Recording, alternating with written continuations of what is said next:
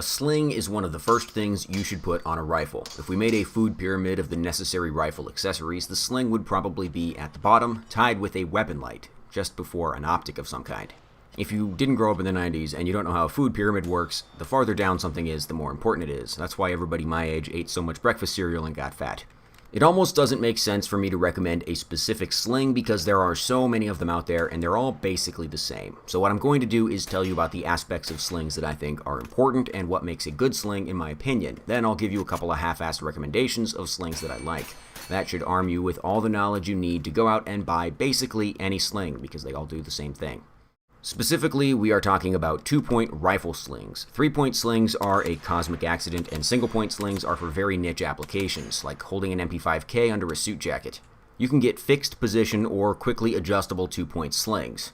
Quick adjust is a nice feature because it gives you the best of both worlds. You can tighten the gun to yourself for carry and then loosen it up when you need to do some shooting, moving between different shooting positions and or weapon manipulations. If you don't have a quick adjust sling, you'll basically adjust it to a compromised position so that the weapon is still maneuverable enough to do reloading and position changes, but also tight enough for carrying the gun so you can just let it hang loose and it's not going to flop around too much. Some slings have thinner or wider webbing, some of them are thicker, some of them are thinner, some have pads and some do not. There are also several different mechanisms used for the quick adjustment features. Some of them have metal cams that lock into position and a lot of them just use friction. First, let's touch briefly on webbing materials. We can compare a sling like the Ferro Slingster to a Magpul Sling and to the Blue Force Gear Vickers Sling.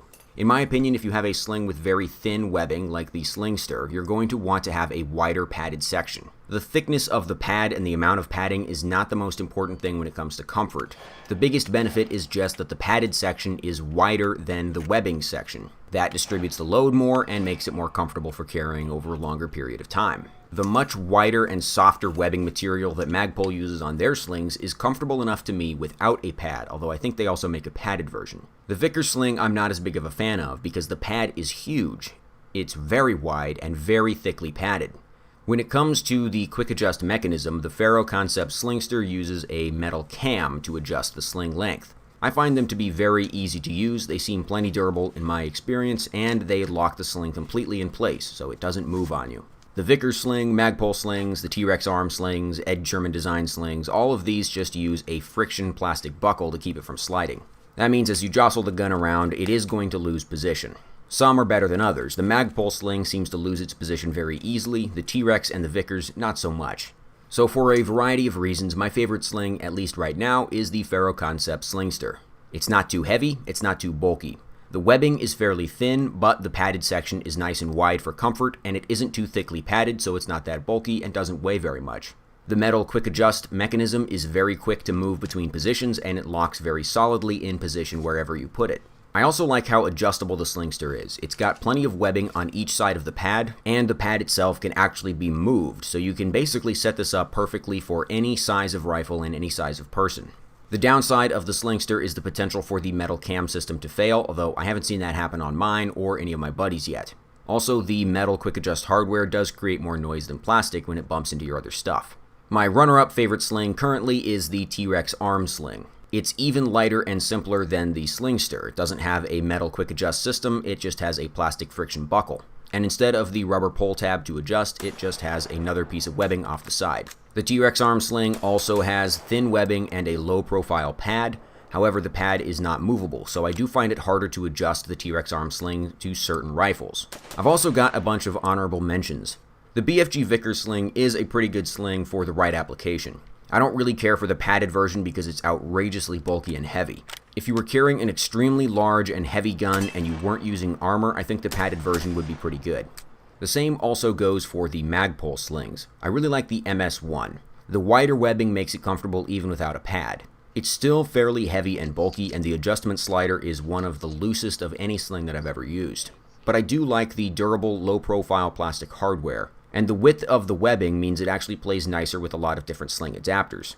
With the Ferro Sling and the T-Rex Sling, I usually use the small BCM D-ring style of sling adapters, just so the sling can't slide around as much. The Magpul MS3 and MS4 are convertible 1 to 2 point slings. I don't really see the value in that. They really are just a package deal. It's an MS1 that includes one of their little adapters.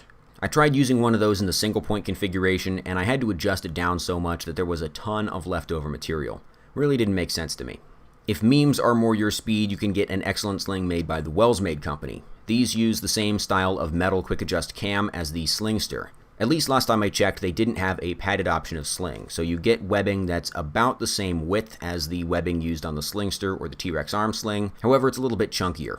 You can get these in a bunch of different meme patterns like beans and the jazz cups and Hawaiian patterns and stuff like that. You can also get them in normal colors, but to me the appeal seems to be that you can get a meme pattern sling with a serious sling design. I think there's a lot of people out there who would appreciate that. Another sling that I've been trying out recently is the Sherman design sling. I'm not really sure I like this one. There are some aspects of the ESD sling that I do like, however, overall it's got very thin webbing and no padding options, so it's not very comfortable, even on a small, light gun.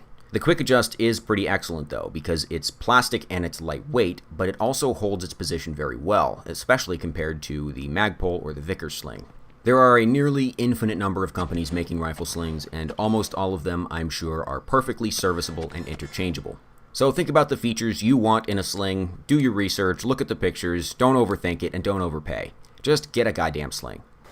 A little sling interference, I think I need a little less sling going on.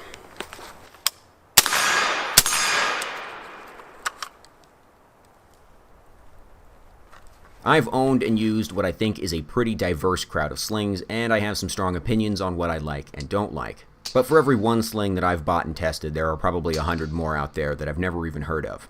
Anyways, that's all I got for now. Let me know if you have any questions or if you want a cheap sling, because I have a lot of slings right now. Talk to you later.